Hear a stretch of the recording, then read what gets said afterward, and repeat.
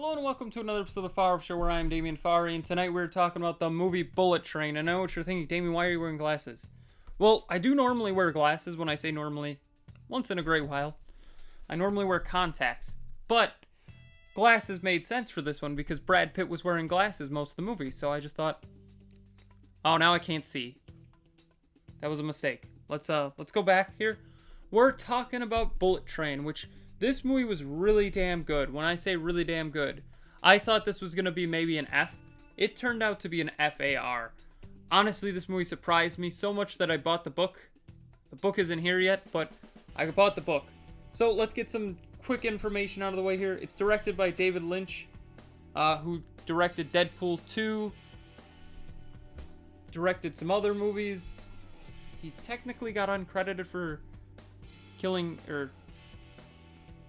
John Wick, for some reason, was thinking Killing Him Softly. Screenplay by Zach Onwicki. It's based on The Maria Beetle, published in English as Bullet Train by Kurotia Saki? I'm terrible with names, you already know that. But this movie was surprisingly good. And honestly, let's just get this out of the way because it's an easy thing to say. The plot: everybody's after a case that's on a train. And spoiler alert, I don't want to spoil too much of the plot because that's pretty much all the plot. The big plot point is all these people were put onto this train for jobs by the man who wants to kill all of them, because the reason is the White Death wants to kill all of them because they, in fact, helped get his wife killed. All of these moments led up to her dying. So he went ahead and put them all together on a train, which is kind of ingenious. He bought the train and put them all on there and said, there's $10 million, you gotta get it. And it's like, that's genius. Like, seriously, genius. Why wouldn't you want to get $10 million if possible? So, you go there and you get destroyed, pretty much. So, the plot is not the reason why this movie is so good. It's a basic plot. I mean, it's a shoestring plot, pretty much, is what I would say. But this movie is really damn good. And that's because the cast just pulls off everything so effortlessly. I mean, every character, or every actor, you feel like they're a character, or they're their character, per se. They don't feel like an actor just playing some random person. I mean, the only one that I'd say kind of feels like Brad Pitt in some other movies is Brad Pitt, actually. He plays Ladybug, and the reason I say it feels like this is him, this is like a spiritual successor to the Ocean's movies, and this is him like after retiring and being like, guess I gotta get back into the game. And that's the only thing that feels kind of the same. That, or kind of like a Mr. and Mrs. Smith spiritual successor. My mental brain goes that this takes place in the X-Men universe, and that's my dumb move because it's made by Sony and it's not an X-Men movie.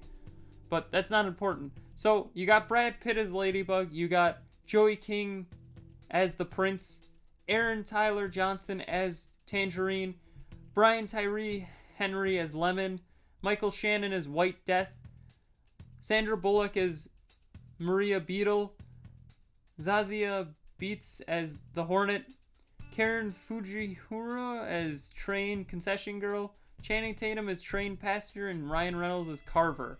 So, this cast is loaded. Honestly, the last three are just kind of like cameos that happen a little bit throughout the movie, which is okay by me. But I think this cast works great. Ironically enough, as weird as it sounds, I've noticed that a lot of Atlanta alumni, when I say alumni, they're still making the final season of Atlanta is still about to happen, but a lot of them end up in movies together, weirdly enough, and then they don't interact with each other really. So that's kind of weird.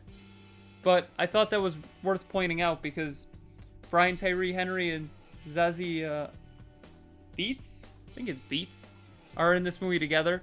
But once again, the cast just nails it. That's the best way to describe it. It is nailed. I did not expect to like this movie once again, but this cast is the reason I liked it so much. So, I think the biggest thing to talk about other than the cast, because I think the cast is where a lot of the budget went to. I mean, Brad Pitt's probably expensive.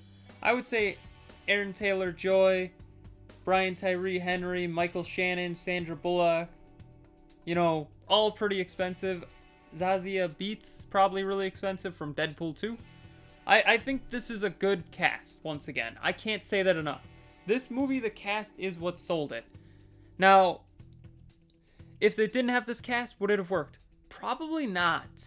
I mean, you could maybe change some of these people with other big name stars and it would have still worked. But I think the big thing to note is it worked because this is a big A-list cast. If it was not an A-list cast, would this have worked? Probably not, because the actors wouldn't have been as good. But I think that the biggest point is, when is Two Bullets, Two Trains coming? It's a Fast and the Furious joke if you didn't get it. Too Fast, Too Furious. I don't think they're going to make a sequel ever, but the book did have a prequel, is what I read online, so maybe they'll make the prequel. If anything, I'd really like Brian Tyree Henry, Lemon, and Aaron Tyler Johnson as Tangerine getting like a spin-off of some kind, because they were the best characters by far. Maybe even give other characters more of a, you know, like, I would say, you know, like a spin-off. Like, even Channing Tatum's character would kind of be a funny spin-off. There's a lot of room for opportunity here. We'll see what they do with this movie. I don't think it's going to be a franchise, but a boy can dream. So, did you see Bullet Train? Tell me in the comments below. Don't forget to like, share, comment, subscribe, hit that bell icon, and have a far off night.